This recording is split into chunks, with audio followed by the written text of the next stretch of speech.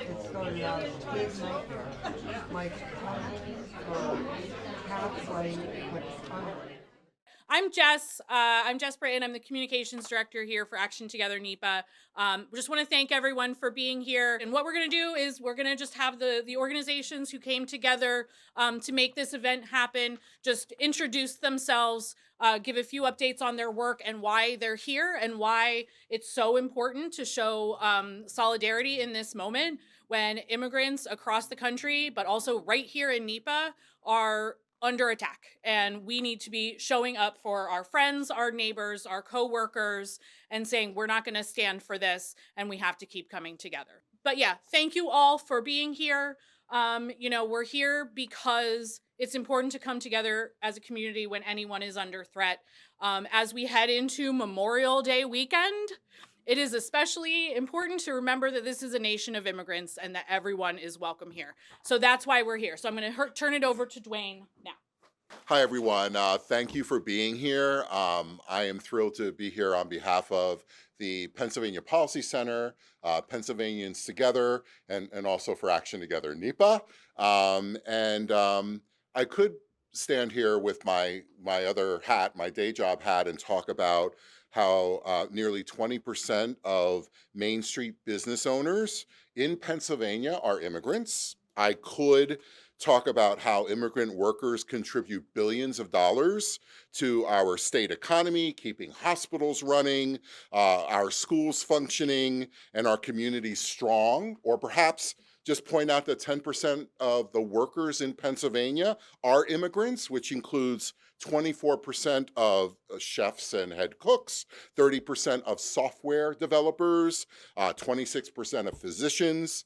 I mean, all of this is true, right? But why I'm here is, the real reason I'm here is because it goes a little bit deeper tonight. I have a friend who is not a citizen, but working towards her citizenship and has tenure at a local university. And her sister is getting married in another country. And I don't know, attending your sister's wedding for you and for your family should be like incredibly joyful and a moment that your family cherishes. But quite honestly, she and her family are terrified. She thought a lot about not going. She's gotten all her paperwork in order, and it's heartbreaking to see her struggle with this. But she's terrified that she may not be able to get back into the country because of everything we've been hearing. And so we are really here because families are under threat, just like Jess said, and because mothers and fathers, sons and daughters, our neighbors are living in fear. The Trump administration's new executive orders don't target just sanctuary cities, they target sanctuary itself. The idea that every human being deserves dignity, safety, and the chance to thrive. That's not who we are, not in Luzerne County, not in NEPA, not in Pennsylvania, and not in the United States of America. That's right. That's right. We know that our communities are stronger, not weaker, when we welcome people. That freedom means being able to raise your family without fear of being torn apart.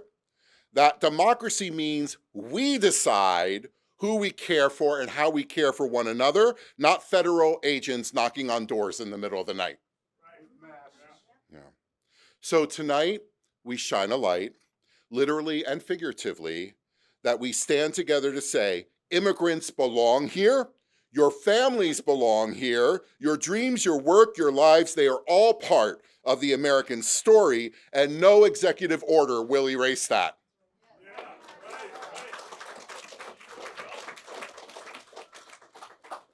As we head into Memorial Day weekend, we remember the people who built the country and who are keeping it going every day. Many of them were and are immigrants.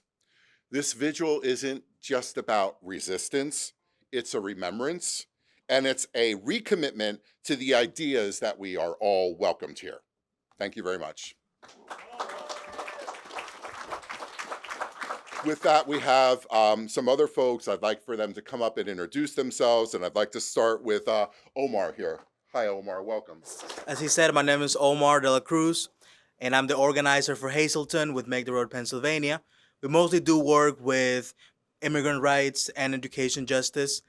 And the reason why this cause is so important to me and why I'm so happy to see so many of you attend here in solidarity is because I myself am an immigrant. So is everybody else in my family. I came to this country 5 years ago, and I saw the hostility with which we're treated. People, the way that people talk about us, the way that we see ourselves in the news, and also just the constant attacks to our rights. So the main reason why I want to be up front here is just to thank all of you for being here today to show your support for my rights and the rights of quite a few of the people that are here now in that crowd. A few of my canvassers are all the way in the back, same with a few of my coworkers, and we're just very happy to see you all here. Next, we have Melissa Rivers. Melissa?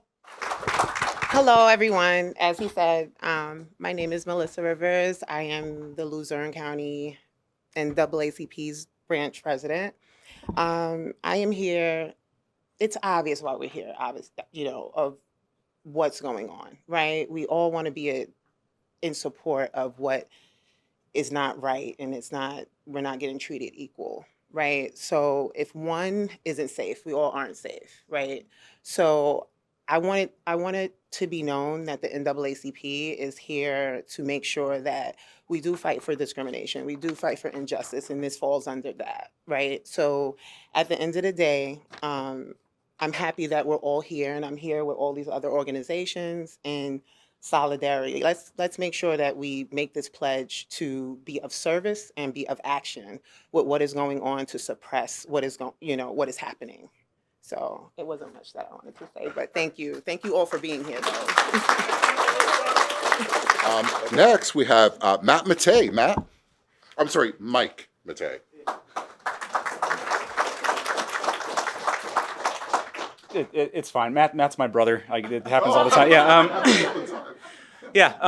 I'm Mike Matei. I'm here with the Northeast Pennsylvania chapter of the Democratic Socialists of America, and we just began our work on immigration issues a few months ago. Our chapter has been around for about 5 years and has been working on quite a few other things.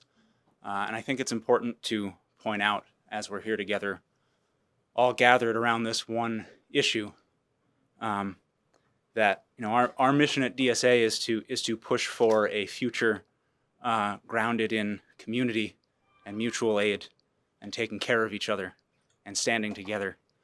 And that means standing up for students whose legal status in this country is revoked and who are deported for speaking out against genocide.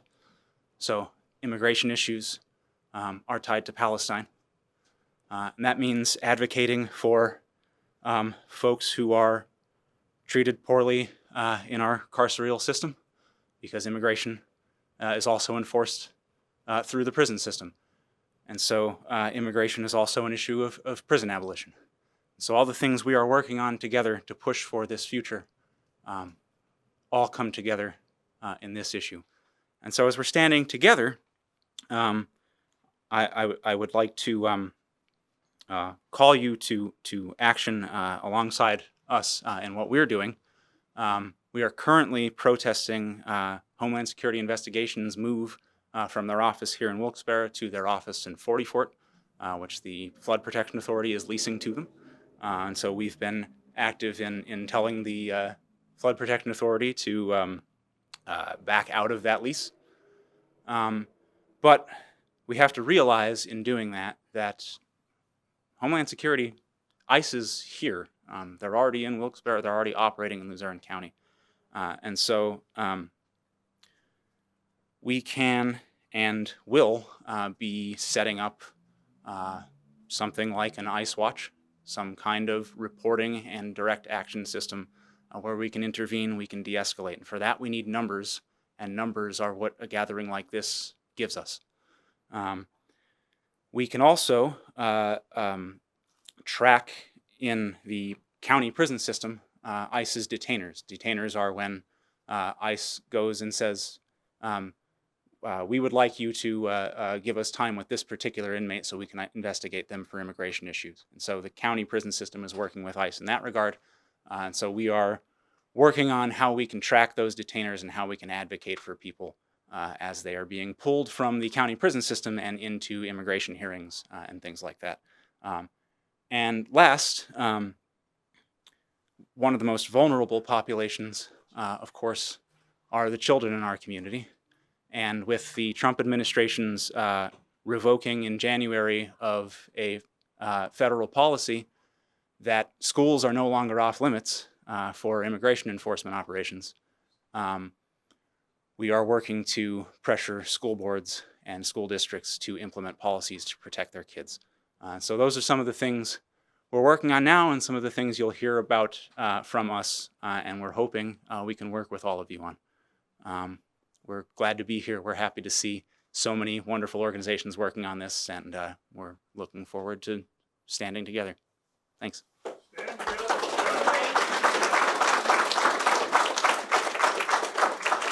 Thank you, Mike. We also have Alisha Hoffman-Mirilovich. Alisha, if you could introduce yourself. Hi, everyone. Well, I guess my reputation precedes me, I suppose, today. I'm Alisha Hoffman-Mirilovich, and I'm the Executive Director of Action Together NEPA and In This Together NEPA. I want to welcome you all to our world headquarters. I mean, the weather was not quite cooperating, so I'm glad that we could have a space that we can be inside for this. Throughout NEPA and across the country, immigrants are being threatened at an increasingly alarming rate. I remember in 2016 what had happened immediately following of even some of my friends whose families were immigrants and how their children were treated. This is so much worse. It's so much real for us right now. And Action Together, along with our members and state coalitions and fellow organizations that were here with us today, we are going to fight back against this. One way that you all can fight back is signing the Solidarity Pledge with the Solidarity Initiative, and I'm sure many of you have done that. If you haven't, we will make sure you have the information before you go to sign on to this movement. We are now, and we will continue to find ways to act in our communities to stay connected to our members, and we will continue to give you opportunities for action. As Mike pointed out, we have a very real opportunity right here in Luzerne County with the Flood Authority leasing this building to Homeland Security and ICE, telling us over and over again that there would be no overnight detention centers, refusing to release documents, even though right to know requests have been said they need to release the documents. These are things that we need to let our local officials know that we don't stand for. So if you are a Luzerne County resident, we need to speak out to the Flood Authority and to County Council who appoints the Flood Authority. As we find out that more and more times we have incidents where we are losing our community members and friends, we need to do what Dwayne said. We need to be able to stand next to them, and we need to let people know in instances like this, coming together, that we don't agree and we don't stand for it. Because if we are inactive, they think that it's okay. We need to be the people saying, no, this is not okay. So I'm just here to thank you all for being here with us today.